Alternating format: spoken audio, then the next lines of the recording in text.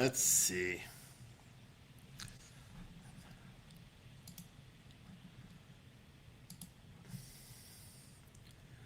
Just going to wait a little bit. I'm going to hope that this is streaming perfect and with no issues, but you guys know my luck. Looks like maybe it's okay today.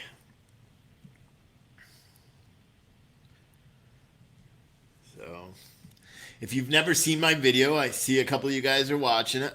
If you've never seen my videos, do a couple of things. One, go ahead and share it out to as many people as you can, because that would be super helpful. And secondly, if this is lagging, I figured out a plan to stop it, or if it lags. I'm just going to end the stream and I'll keep going on with my conversation because I'm recording it as well on my computer, and then I'll just upload it after as a video if it gets a lot messy. But hopefully I've literally turned off every bit of electronics in my house, so I'm hoping that it streams well. I am not going to restart the stream today. If it starts lagging out, I'm just going to cancel it and, like I said, keep recording it. All right, so today we are going to talk about some things. I'm going to talk about Amazon because I think it's funny. And I'm going to do a couple other things, but first, let me give a congratulations to our gift card winners yesterday. Amanda H. won a $100 gift card, Vincent won a $75 gift card, and Jamie won a $50 gift card. So that is super sweet. Thank you. If you guys are curious as how to get your own gift card, well, it's simple. You just go to Patron and sign up to be a patron with us, and I'll put the link up here. You can do any amount. I think one of the people that won did $1, and he won and they won money. So I have no minimums. It just helps me keep everything going and staying afloat. So that's good. We do have a new patron today. His name is James Davies or Davs. He's a $30 patron. Super sweet. Super excited to have you on our content. And put this away. All right, so now I'm just going to get started. I'm just going to ramble on about some of the stuff that's going on. So for anyone who doesn't know, the Patreon account is essentially it's a way of showing your support for the stream and for the content and for the news and all the stuff that I try to do as much as I can. It's completely optional. I'm always still going to make this material because I like doing it. It just will help me make it sooner. And then, yeah, that's that. The site is freightbrokerlive.com. If you go to that site, I try to do news articles. I did hire a couple of bloggers, so I should be, starting next week, I should have more content up there, more original content, more transportation related stuff, instead of just, copies of other articles. And then cool other stuff. Next week, I'm going to be super busy, and so will, what do we got? 14 of you guys will be busy as well, because we are starting the agent program. I do have 3 spots open. So if you are looking to be a freight agent and you think you're ready, I'm going to do some training, but I'm not going to do a lot of hand holding. I'm going to show you our system, get you all set up with it. You would be a sub agent of mine, so with Trinity, so you'll effectively be a Trinity agent. We'll keep you going. We'll keep you rolling. We got leads. We got all sorts of stuff. So if you're interested in that, click on our site.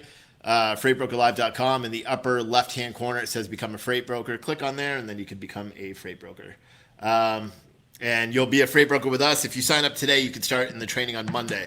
If I do get 3 more people to sign up today, I will be closing that down and not taking on anyone until I get back from competing in Ireland for the powerlifting competition in 2 weeks. All right, but yeah, Vincent said, and yes, people, they are real gift cards. They are not fake. They are real. They cost me $225. So they're very real. And you guys get them within like 5 minutes after I do the live show saying, hey, you want a gift card, you get it. I know Vincent already bought monitors and all that stuff, which is super cool. All right, so the first thing I'm going to talk about today is Amazon. So as you guys know, I'm a big tech guy. I like tech. I like freight tech. Anything to do with making the industry better is helping it progress into the 22nd century and all that stuff, and trying to be more technical in terms of freight, because I think that it's a necessity. I think we have to. And so I follow everything. I read everything. I get 4 or 5 magazines a month, all trade magazines, and logistics. At any rate, one thing I saw today was that Amazon is quietly building up a trucking fleet. And we all know they have trailers. They got like 10,000 dry van trailers throughout the country. They got their own warehousing. We all know that stuff. We know what they're doing. But it kind of, if you look at the big picture on what Amazon is doing, I think that they are literally trying to take over the entire freight marketplace. I really think that. So apparently they have a stockpile of Freightliners and Volvos and international DeCabs that are sitting. They're not on the road yet, from what I could understand.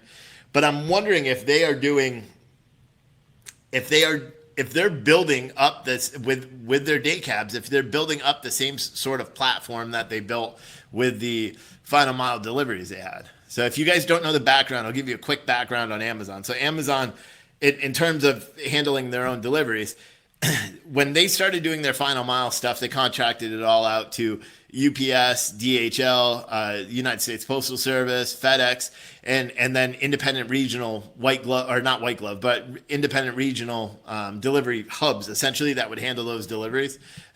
The one thing that I think is funny is as they grew and as they started adding capacity, someone sitting in the Amazon corporate office said, hey, listen, instead of us using UPS and YRC, or not YRC, but UPS and FedEx and all that, why don't we just try to build out our delivery network of partners, contractors? And then so that evolved, and they started hiring more. They tried to do the little car delivery thing where you're an Amazon partner and you just go in your car and pick up a bunch of boxes, kind of like Uber. They did that for a little bit. I think they still do it in cities and stuff like that. But it's I guess the point I'm getting at is they started their new program now, and I see them all over because they came down here. I'm in Southern Florida. They literally, I didn't see one of these little cargo van, or the little Sprinter vans that are gray and they have the Amazon logo on them and all that stuff. I saw them online before I saw them locally. And then when we went up last year to Jersey for vacation with her family, my wife's family, we saw a couple of them up there as well. And I'm like, wow, that's coming up. I actually looked into it to see what kind of money could be made. I decided it wasn't a worthwhile venture for myself or the business, that I had going. And so I decided not to. Now they're all over the place. And so what they do is they franchise it out and say, hey, listen, we'll give you a lease on one of these vans. We'll do all this stuff and you make the deliveries. And they're getting it at a low expense. So what I'm curious, and they're expanding rapidly. I mean, I was talking to one of the drivers who delivered here, because I'm one of those guys that orders Amazon all the time. It's just more convenient. I have it the next day instead of me having to go to 15 different stores, as long as I don't need it that day. But I was talking to one of the drivers, and he said, yeah, he was just a driver. He wasn't the company owner. He said the company owner started with Amazon like 6 months ago, and he's got 46 vans and 46 drivers that are delivering freight now. And I'm like, and he's like, I get paid per deliveries. I'm not really making that much. He's like, it wasn't really worth it for me, but he's like, I got to work. There's no other work down here, which I get. But it made me think when I saw the image. Business Insider basically put out an article today that said Amazon is quietly stockpiling DeCabs and branded DeCabs. So they look just like the little Sprinters, but they're, Volvos and Freightliner DeCabs. And I'm wondering if they're trying to build out a program similar to what they have with the cargo vans. If they're going to go to the guys with CDLs that just don't have the money to start their own trucking company or go buy a truck and say, hey, listen, sign on with us, lease the truck with us. You become an Amazon franchisee owner. You own your lane and build up that capacity.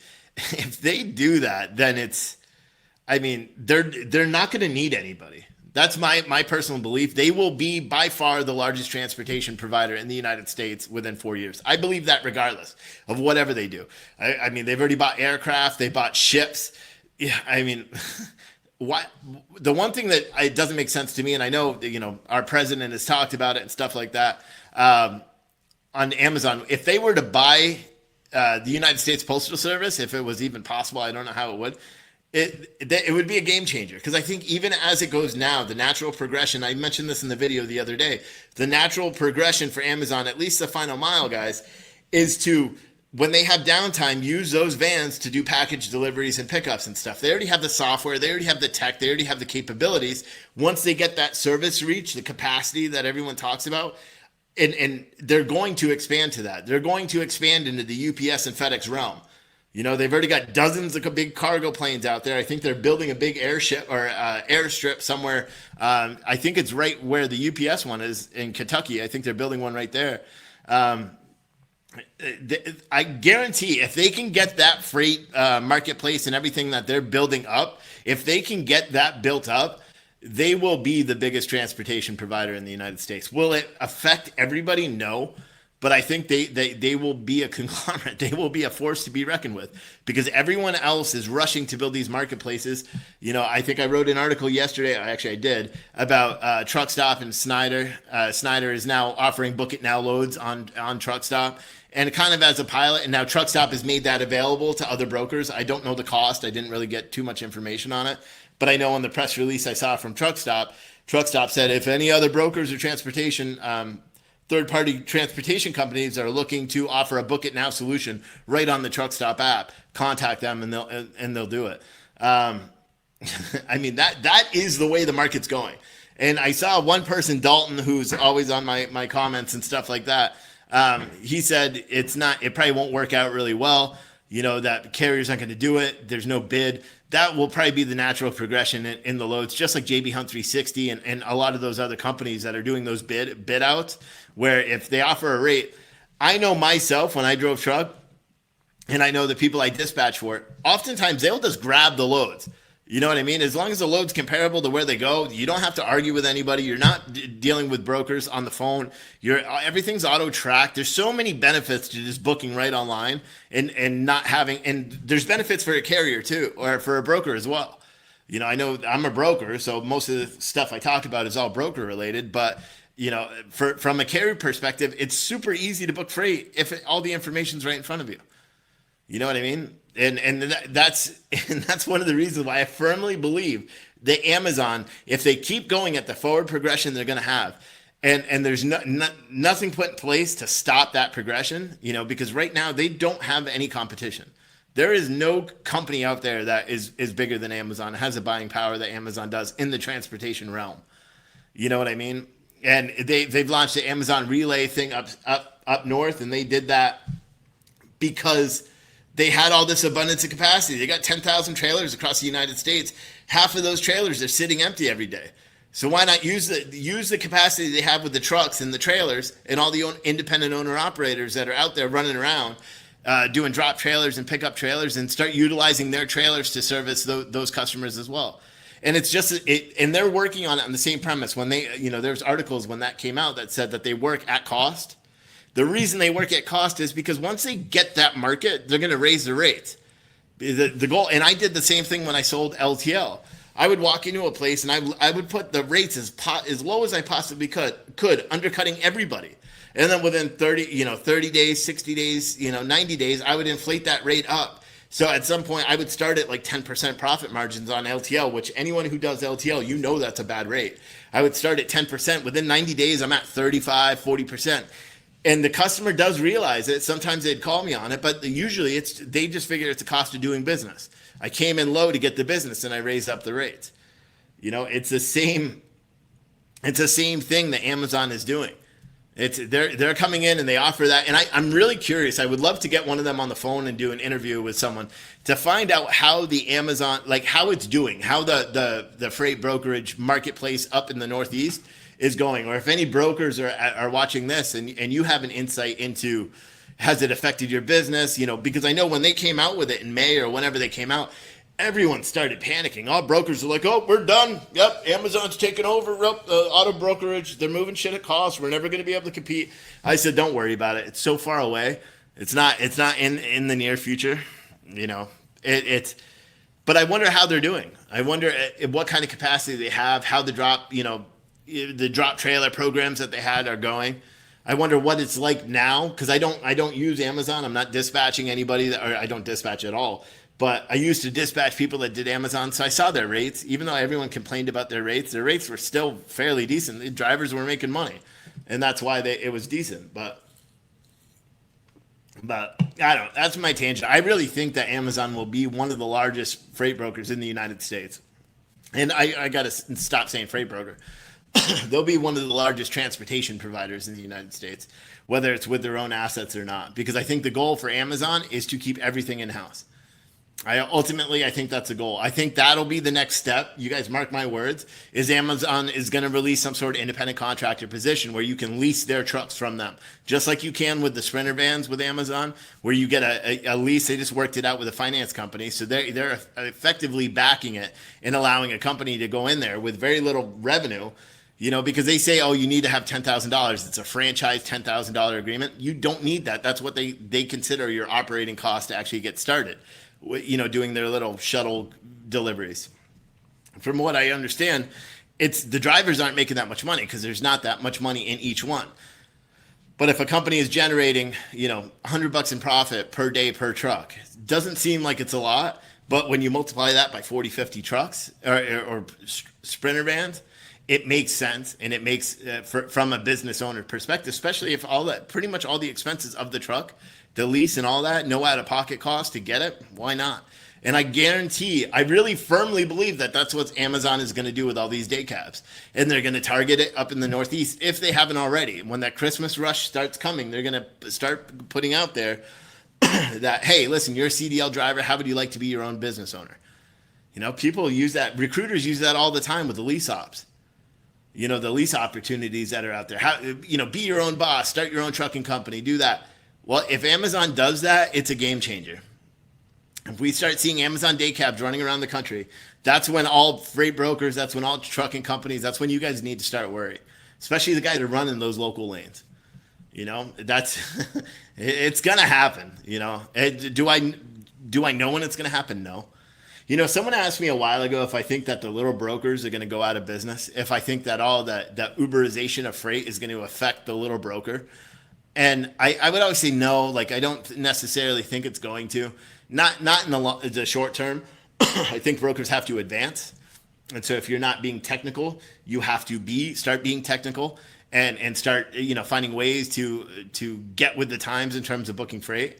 Like, I know there's a couple of guys out here that have contacted me that just don't even know anything about that, tech. They don't know what, they're still using Excel spreadsheets to do all their data entry and book loads, and carriers are doing the same thing, not using anything really to manage their system. And I know there are systems out there. Ben said, how will Amazon's DeCabs affect the owner ops if most owner ops are OTR drivers? Most owner ops are not OTR drivers, in my opinion. I think look at all the drayage trucks. Look at all that stuff. All the local trucks that are running local every day. I don't know the numbers, and I could be way off base here, but I think there are just as many local trucks as there are, running over the road, if not more. And who knows? These were just DeCabs that were in the picture, and that's all they were talking about. But I would suspect that I know from Jersey, when I was in the Jersey metro area, I ran I had my trucks, and we were always on the road, and especially when I was out on the road, we saw a bunch of people. I could place an ad for owner ops, and you know how many responses I would get just for placing an ad and say, listen, I guarantee $800 a day, owner ops, come in and work with us, all local work. There would be hundreds and hundreds and hundreds of applicants for this. I would literally get to pick and choose on which ones I want because I just advertise no port work. Boom. And I had them. All those trucks that line up outside of the port, all those old beat up trucks that are sitting out there, those all count as owner operators. And think about all the ones that are sitting there with CDL, especially the new guys that can't get hired anywhere. Amazon is big enough to self-insure. So technically they could hire those people. And I'm sure they've already thought about that. There's a huge amount of potential if you have that much money. You could self-insure, and then you don't have to follow. There's so many variables there that I'm not really going to go much further in that. But any Amazon or any franchise or any company that goes out and recruits a ton of drivers is going to affect owner operators. It's going to affect local fleets and stuff. Because that's just one less driver that doesn't have the means to go out and get his own truck, that may just have to say, okay, I'll run out over the road or something like that, or run locally. and just not, and that's a driver that's not even in the pool. And when you have this whole hypothetical driver shortage that everyone says, how is that going to benefit anybody else? And I'm not speaking against it. I think it's brilliant. I think it's brilliant. I think the whole way that they've tackled the logistics industry is brilliant. I mean, think about it. They're literally cornering the market, and they're working in one of the most condensed areas for freight in the Northeast, where nobody wants to go except the people that do want to run there, and they're cornering, you know. But that is again, these are my opinions. If you've never watched my show, and I see some new names, if you've never opinions.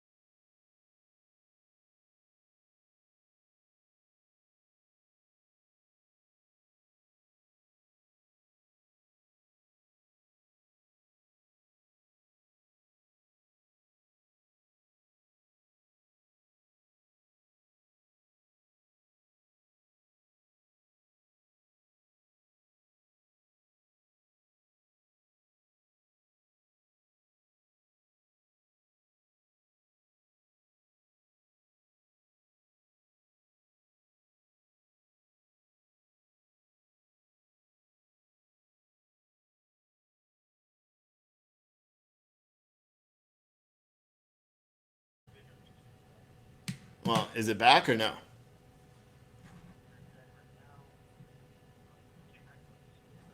Come on, this fucking computer. Well, I got people watching, so I don't understand it. But whatever. Hopefully it comes back. There's nothing I can do about it. I'm still recording it. All right. All right. Cool. Bye. So my video may not be working. It may be working. Who knows? I don't care. Just like I said, I'm recording this anyway, so I'm going to. I'll upload it later. If this feed is really bad, then I'll just upload it later, and you guys can watch the video. Um, but yeah, that's. I should have saw it because I saw the viewer count drop drastically, but I forgot what I was even talking about. Just negativity in the industry. I mean, that's. I know people don't like brokers. Hell, I don't like carriers sometimes. I don't care if someone's. I had someone ask me if they could be a freight agent from some other country in Europe. I said no. I said no, just because I don't necessarily. It's my business, so I don't want. I don't want to be associated with that. I want to keep everything here. I want to provide opportunity for people here before I provide opportunity for people elsewhere. I know that's a wrong thing to say, but it's the truth. There's no benefit to me of there's no benefit to our economy and our people. Our people. You know what I'm saying? There's not. I want people. I want my agents and everybody to be in the States because I feel like or even Canada, but because I feel like it'll be beneficial to them. It'll better their life and all that stuff. So, and that's the reason why I declined that person. And I know Landstar has agents overseas. I know a lot of the companies are starting to do that. It's just not my thing. You know what I mean? It is. If it works for them, it works for them. But it's just not my thing. But yeah. Yeah, I don't know if you guys see this still or if it's still spotty, but like I said, I'm just gonna keep going with my show until afterwards. If it doesn't work, it doesn't work. But let's see what some of these other comments are here. Josh said, "What's up, you big old freight pimp? What's up, buddy?" But yeah, like I was saying too, a lot of the stuff I talk about, a lot of the different ways I do sales tactics and stuff, there, it's because it works for me. It's because those are the things that have helped me be successful, and I think I'm pretty clear in saying that. I know I get some shit sometimes because I'm like, oh, this is the way I do things. I don't cold call. I send emails. You know what I mean? And the reason I send emails is because I already did the cold calling thing. I'm confident in my emailing ability, and I know I can get customers that way. I'm not actively. I have customers. I'm still making money every day. If I got to the point where my email stopped working and I wasn't making any money, guess what I do? I beat up the phones again. But I don't need to. And I say that to you guys as well. It's just I choose to find the way that I'm most comfortable and try to land the business that way. And it works every single day. I move loads every single day. So it doesn't necessarily mean that would be the solution for everybody else. But that's it. You know, like with all the agents, the people that are looking to become freight agents and have signed on with me as a freight agent, or the people that want to, I'll give a little break here and say that if you are ready to become a freight agent, or you've really given serious thought to open your own brokerage and you're just worried about all the challenges you'd face, go to freightbrokerlive.com. Up in the top, it'll say become a freight broker. I do charge $150. You get that back after 90 days after moving your first load. It's to weed out all the people that aren't serious and to compensate my time for training you. But I start on Monday, and by the end of the week, you'll be booking freight. Or at least you'll have all the resources in place to be able to do it. You know, that's what I spent the morning doing, is building the help desk and all the ticketing system for us. So it's going to be smooth. I think I sent out the invites for the webinar to most people today, actually to everyone that was already registered. So you guys should have those for Monday morning. And again, if you're watching this, Monday morning sharp at 9:00, because I'm not going to go back. I'm not going to play other games and try to have, have people catch up and all that. It's Monday morning, 9:00 Eastern time, because that's my time. That's where I am. And it's my time that I'm doing the show. But at any rate, but yeah, the way I do things may not work for somebody else. It's just the way I do things. You know what I mean? It's the way I deal with things, and the way I make my sales calls, and the way I book freight, and me only taking a small margin versus a large one because I move a lot. Those are things that work for me. I've been doing it so long that I've been able to target in on the goals that I want and know how to do it. You know what I mean? But a lot of people are out there. I've seen other videos and things where people are like, "Oh, you got to call and you got to do this and you got to do that." I just there's a type of person, okay? There's a good broker and there's a good person, and then there's not. I decided, because I guess I can't talk negatively about certain people because it affects other people, and that's wrong. You know what I mean? So I'm not going to. This is just going to be, it's me.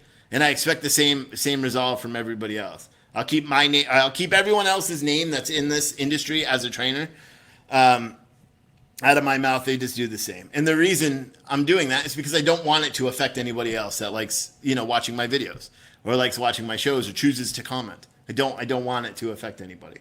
I like making these videos, and I make them for free. That's one differentiating factor between me and everybody else. I do this for free. I'm not out here to sell a pipe dream to anybody else. Can you make a lot of money as a freight broker? Absolutely. Can you make a lot of money as a trucking company owner? Absolutely. Can you lose your ass doing it too? Yes, you can.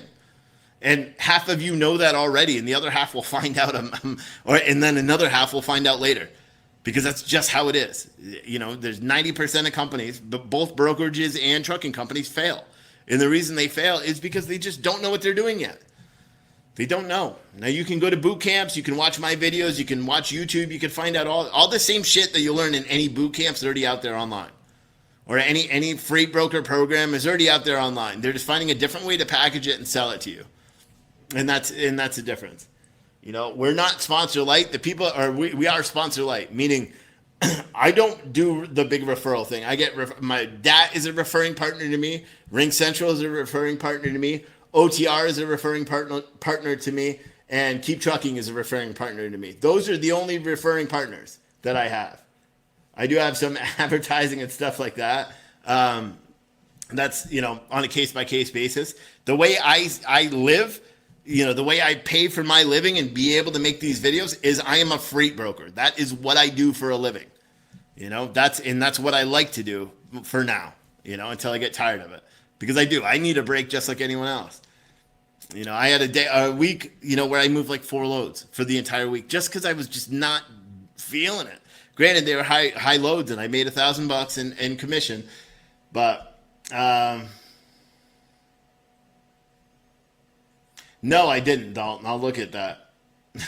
But that's the stupidest thing I could ever see. I'm not going to be super critical of the Freightwaves people. Or anybody else that makes videos or anybody else that makes any content. What I would just suggest is look at the experience, look at the track record, look whether they've been successful, look whether they fail. If a company gets on and makes videos and talks about stuff and they don't say what company they work for, or you have to pry it out of them, or they give you a fake name, that's another one too, where they're not even going by their real name when they make videos. Those are all like big alarms in my opinion.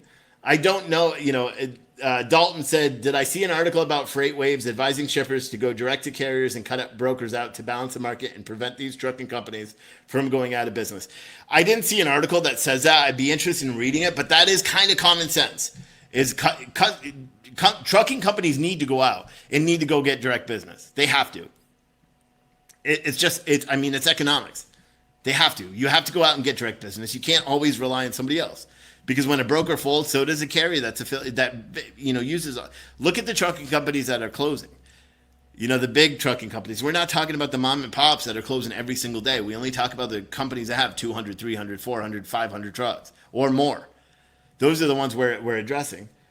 But the reason why they're all closing is because they either put all their eggs in one basket or they just don't have a basket at all, and the eggs are just getting thrown all over the place. That's the little independent owner operator that uses load boards to survive.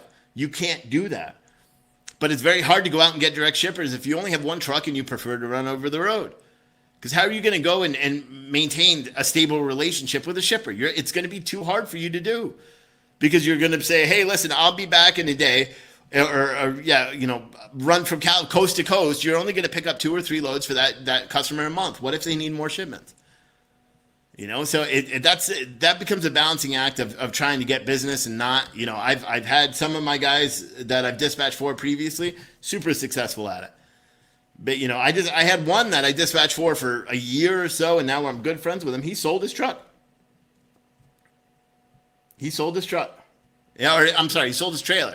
because he got a direct account and he's just running power only shit. So, but everyone needs direct customers. So do brokers.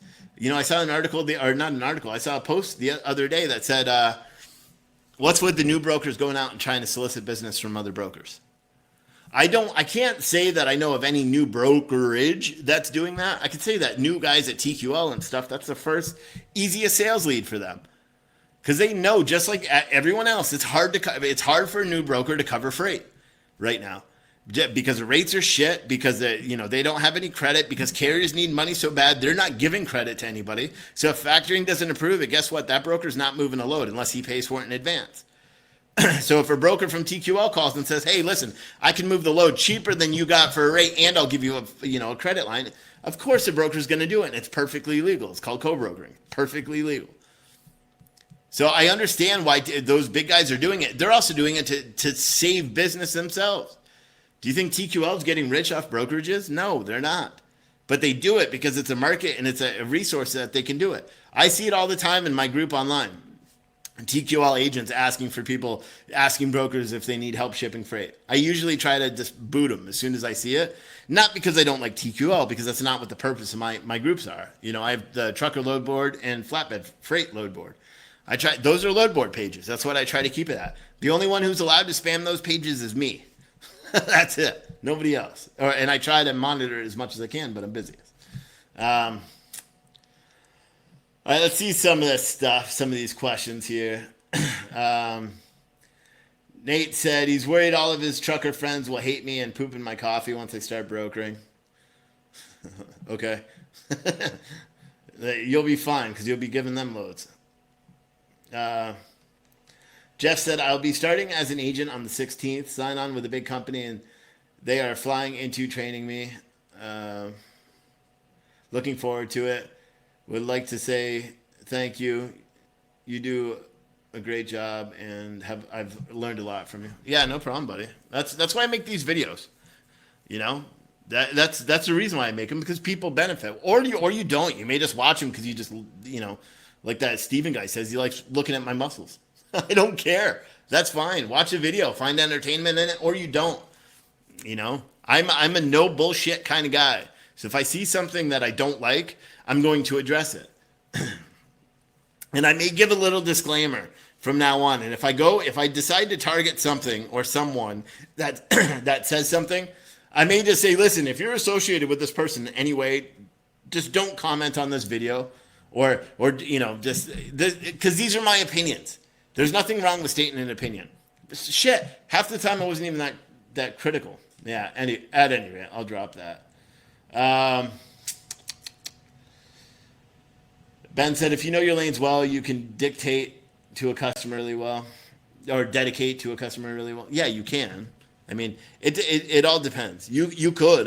There's people that have done that for us too, where they're running. They find one, or they have like an inbound lane, so they're using their head haul as their back haul, because their back haul lane is paying full truckload money. You know, it all depends. Or you're super lucky if you could find another local shipper. You know, that's what one of the guys that we had, he was running with Pam first, and then he went out, or he was leased on, he was using someone else's truck as a driver onto Pam. I was dispatching, that truck came off of Pam, and I was dispatching them doing power only. Luckily, we just got them in with UPS really quick, and they were doing UPS team dedicated stuff, California, coast to coast, making a shit ton of money. This guy ended up seeing all that money, bought his own truck. Then he couldn't get on. The UPS contract was over. They didn't need anybody else. We had him running all over the place, doing everything. James, thanks for signing up for Patron, buddy.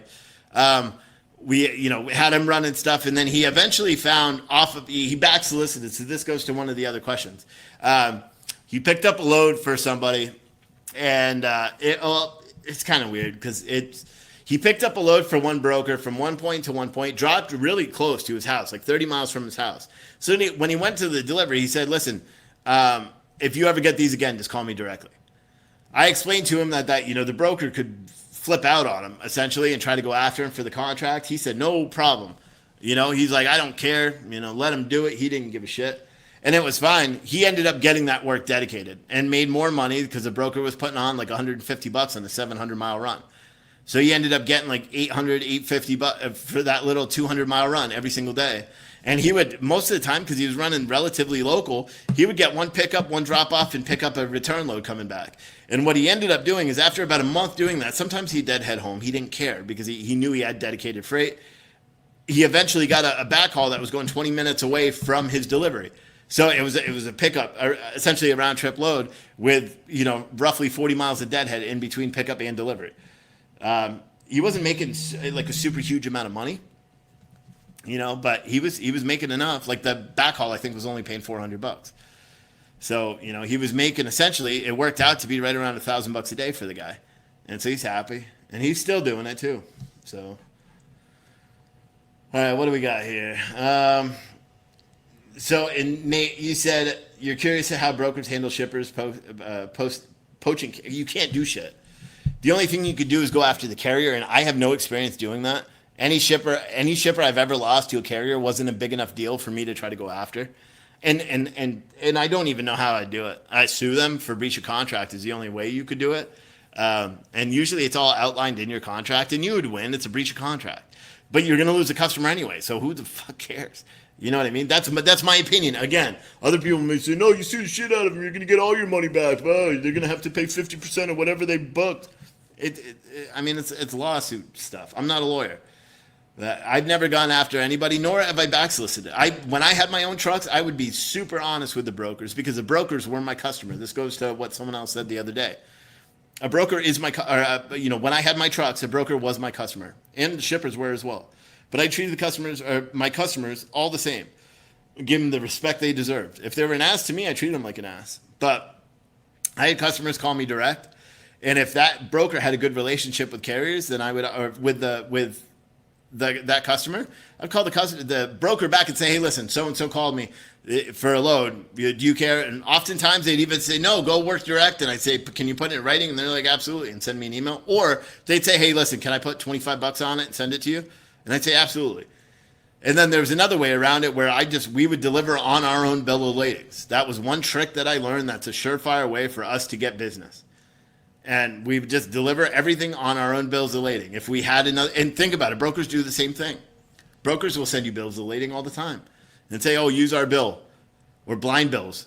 Sometimes they do that too. Use our bill though. You got to use our bill for delivery. That's because they're representing their carrier most of the time. But because a lot of states you could use your own bill of lading, or the carrier should use their own bill of lading, and that the carrier's name needs to be on the bill of lading, I did that all the time. If they needed their bill signed, and we just used it at delivery because we were doing LTL. We were doing like regional LTL and stuff. So we essentially considered it a delivery slip.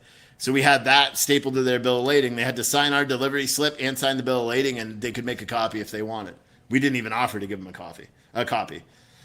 But and we probably once a month, twice a month, we got calls direct from customers. Usually the consignees that we delivered to had the bills of lading.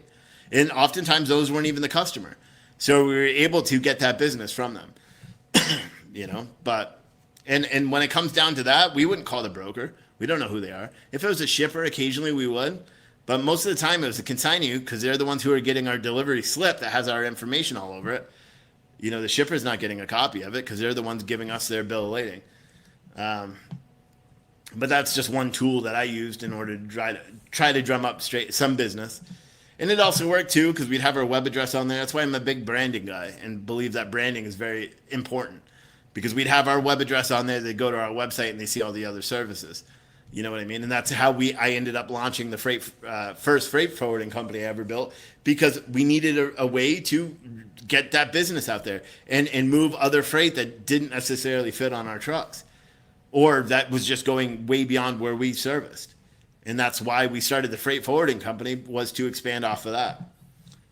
And like I said, that was 12 years ago. And I just contacted a customer. I didn't even remember them. It was one of my first loads with that freight forwarding company with this customer I just cold called the other day. And now I'm doing 3 loads for them, 3 full truckloads. And she remembered me. I didn't even remember them. Same business name and everything. Small world. All right. Maria Juliano Armina said, "Can you give me the name of the Facebook pages again so I can join them, please?" Yeah, if you go to my Facebook page, which is Freight Broker Live, you should see it. It'll say like groups on the tab on the left. If you're looking from a desktop, I don't remember what it looks like on a computer, but it should say groups. One is trucker, load board, and freight. All shippers okay, and the other one's flatbed freight. Trucker load board has over 6,000 members. Flatbed has like over 4, I think. And you guys can go and share those groups too. If someone wants to be a moderator for either one of those groups, let me know, because I need help with those. Dalton said, "I agree. Shippers do need direct carriers. I think they need direct carriers for more contractual dedicated freight, and where brokers become valuable is a one-off freight where they need or carrier capacity is random. Just my opinion. Freightwaves seem completely one-sided, and it would just trade one problem for another. Trucking companies going out of business is the market balancing itself, equilibrium." Hey, listen, I like Freightwaves. I like reading a lot of their content. I think a lot of it's way off base. I think a lot of it is based on economics and based on the financial system, and it's written by people that have no experience in the transportation industry. I mean, I still watch it. I still watch pretty much every LinkedIn live session they go. I watch them. I watch them all. I'm usually quiet and don't say anything. But James, send me a message. But a lot of the content they have there, it's kind of laughable, because the people that are there, I mean, the guy that owns the thing, I forgot what his name is. He knows it. He's grew up, with logistics. His dad owned a big trucking company. His family does. But I don't know all the other demographics of the people that work there. But I think a lot of them are book smart and technology smart and financial savvy, but they don't necessarily have their fingers on the pulse of transportation. So a lot of times when they write an article, and again, no offense to them at all if you're watching this later, but a lot of times it comes off as like way off base, and that's just my opinion. Super good facts and pretty much all the content. The cowbell's a little much, guys. If you're watching that later, I hate that thing. But it's good content for the most part. It's just sometimes like some of the stuff they're saying is just I find it hard to relate to, and I've been in the transportation field for 20 years or 15 years, 20 years. That would be nice. Not really, because that would mean I'm old, but yeah, I mean, shippers also do need direct carriers. The cost is lower. I mean, because oftentimes you're eliminating one segment. So a shipper could pay a carrier more because they're still saving money from working with a broker. I've gone that way, and because I do a lot of consulting for shippers too. I used to, not since I've been with Trinity, but I used to go into shippers and do RFPs and consult with them and bring their costs down and show a savings. And that's pretty much what I always tried to do. Is I tried to get shippers to essentially balance, because there's no reason a shipper should work with more than one or two brokers. Because other than that, you're saturating the market and no one's going to take your freight. I always say that to every shipper that I consult with. And secondly, your primary resource should be as long as you have the logistics staff to manage it, should be carriers. Is get carriers to go, because you're going to end up seeing a cost savings because you don't have a broker putting a margin on top of it. A lot of times, shippers don't have the resources or the capacity or the willingness to hire and train someone to handle the logistics department. I did it for a shipper, a big mechanical contractor in the DC area, and they brought me in, and I was some hotshot guy, and I came in and I looked at them and I'm like, what? You guys aren't even shipping.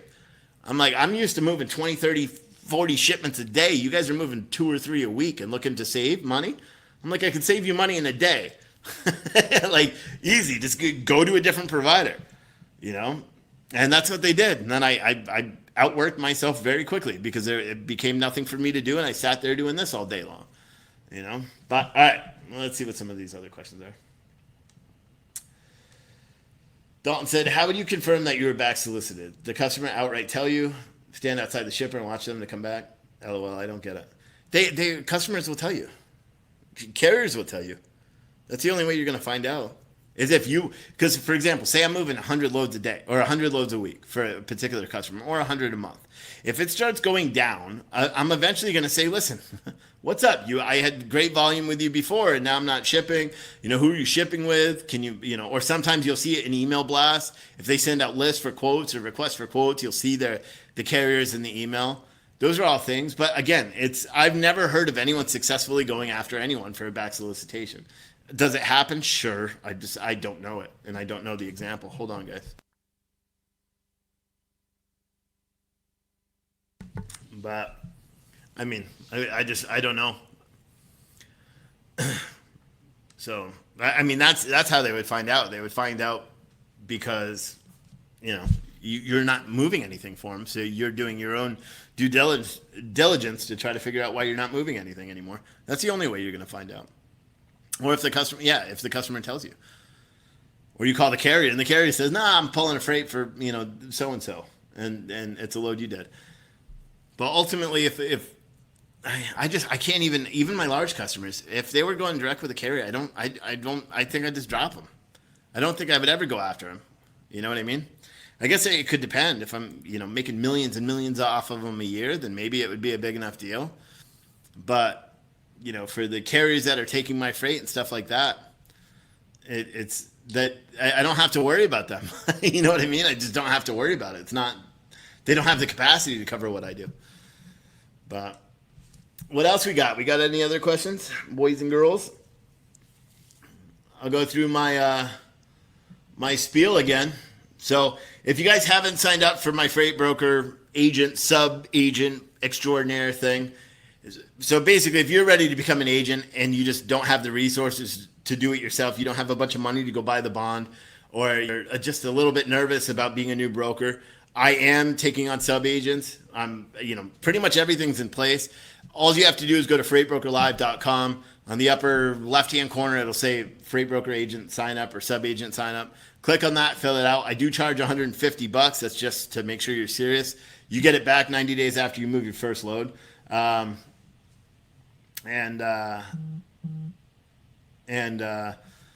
starting on Monday, so I'll probably cancel it and then put another one up for after I get back from Ireland in the end of the month. But until then, I'm not gonna do anything like that. Let's see here. Nate said, you don't worry when co-brokering that Landstar is going to steal your customers. Well, no, because I don't give Landstar any work. So, to be honest, no. I mean, since being with Trinity, I gave Landstar one load and they canceled on me. So, and I know they didn't back solicit the customer. So, they just, I mean, they're not good. And I had a feeling too when I booked it with them. I think that's when I first started making these videos. I had a feeling they just weren't good. They weren't going to be good. And it turns out they weren't. But Landstar could do that. They could back solicit your customer. Would I give I wouldn't co-broker anything that I was worried about losing, you know? Well, I don't need to co-broker anything now because of the resources that Trinity has, there's no reason for me to co-broker. But some of the other companies that do need to co-broker, the new brokers and things like that, yeah, that's something you have to outweigh. I mean, look at all the big companies that are out there using, who was it? Someone once told me that that they were told by an LTL Insider. And you know what's ironic is I think it was New England Motor Freight. I think it was a New England Motor Freight salesperson that told them that if they ever needed to go after customers, the first batch of customers they're going after are third-party logistics company providers. And I could be wrong about New England. I don't remember who it was, but I know it was a regional LTL carrier based in the Northeast region. So most likely it was New England. But they said that they were the 3PLs would be the first customers that they go after. And not 3PLs as a customer, the customers that were booking loads through them, through the 3PL, the 3PL was a customer of the carrier, they would back solicit those customers directly. And I know it's happened to me. Like when I was a global trans agent, my customers would call and say, hey, listen, such and such carrier called. And I would know that they're using it off of our leads because they've never gotten a call before. I had one that was literally 2 doors down from UPS. He said he'd been there for 20 years. UPS, the terminal that was there, never called him, never did it. He used to get deliveries all the time. I became an agent with Global Trans, and I started shipping LTL out of there several times a week. And he said, within 3 or 4 weeks, a UPS salesperson called them, and he said he knew it was a back solicitation attempt, but he was happy with my services, and he wasn't giving all his business to UPS, so he just decided to keep with us. And that happens a lot. I mean, back solicitation is real. It happens a lot. But in terms of actually I'd be curious if there's any brokers that watch this later. If you've gone through back solicitation, what do you do about it? What have you done? I mean, I know you could sue. It's a breach of contract. It's in every single broker agreement. You can't go after the customers. It's in every single subcontractor agreement that's in here that you can't come after my customers and I can't come after yours for a year. But it's in every single broker agreement saying the same thing usually, and most of them have the penalties outlined right there. You sign that by law, they can come after you. But who's going to invest the money, especially if the customer's not shipping shit? You're not going to get the customer back. If I'm to sue a carrier and the carrier calls and said, hey, so Steve's brokerage is suing me, bro, because I started working with you. That customer's not going to be like, hey, Steve, yeah, let me give you the freight back. That's not going to work. It's just not going to happen, in my opinion. I could be wrong, could be way off base. I'm sure we'll find out next Wednesday when people make a video. But I don't know. Actually, I won't because now it's all private. It's funny. There used to be a whole pile of people that made these videos all the time. You'd have people that make all these videos about trainings and about this. See, I don't do that, and I think it's died down a little bit. Occasionally you see like promo videos and stuff like that. Or you see the guys that are out there repping their boot camp and not revealing a lot of information because they want people to pay for that little bit of information, which is fine. Sales tactic, I get it. Whatever floats your boat. I'm not going to bash anybody unless it's the RBBS guy, but I don't see him on here anymore anyway. But I mean, that's how I lump this. You have people like me. You have Freightwaves. You have the other people that are out there. Shit, even the Black Lives Matter. The Black Smoke Matters guy.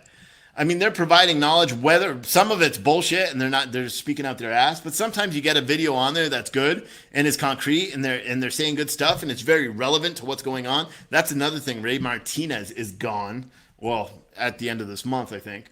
But I was reading a bunch of articles too. I'm just going to go off on a tangent here.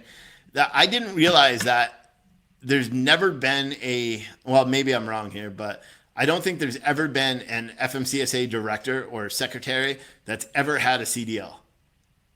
And I think I read it yesterday, and I don't know if it's true, but that's why I didn't write an article on it. Plus, by the time I saw it, there were already 5 million other articles about it, so I figured it's pointless. And to me, it kind of sucks, dude. I think he was all right. Who knows what's going to happen? Who's going to be next? Someone said Nancy Pelosi should do it, and I thought that was pretty funny. But yeah, that's gone. And I lost my train of thought too. It's been a long week, guys. I've been working my ass off trying to get everything together for this broker course or broker training sub-agent thing. Working with Trinity to get everything in place, building the help desk and all that stuff. This weekend, I'm going to be balls to the wall again because I got to finish 2 different websites. The same one I've been trying to finish forever, I'm going to finish tomorrow, Mike, if you're watching.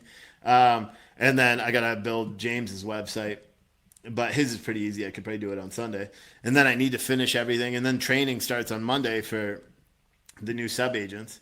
And then I'm still making videos. So I'll still be live at 2 o'clock, Monday through Friday next week.